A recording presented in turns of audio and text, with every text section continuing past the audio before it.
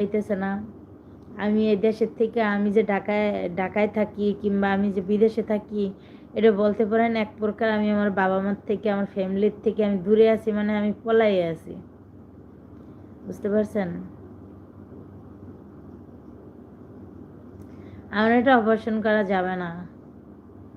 তো এক প্রকার আমি পলাইয়ে আছি, তার কারণ যে যাদের কিডনি ব্যথা আছে কিংবা যাদের কিডনিতে সমস্যা আছে, একমাত্র শুধু তারাই জানে যে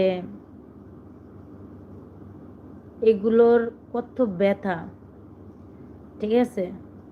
যখন ব্যথাটা ওঠে মনে হয় কি দম আমার বন্ধ হয়ে যায়, শ্বাস করতে পারতেছি না, শ্বাস নিতে পারতেছি না, এমন মনে হয়। ওই সময়টার কালে যদি আমার বাপ মায় দেখে কিংবা আমার ফ্যামিলি, আমার বোনেরা দেখে, তো অবশ্যই ওদের কাছে খারাপ লাগবে।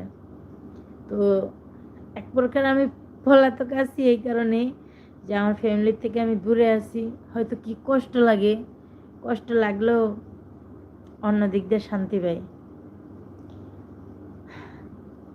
কারণ কথা হয়েছে, কষ্ট করি, আমি নিজে কষ্ট করি।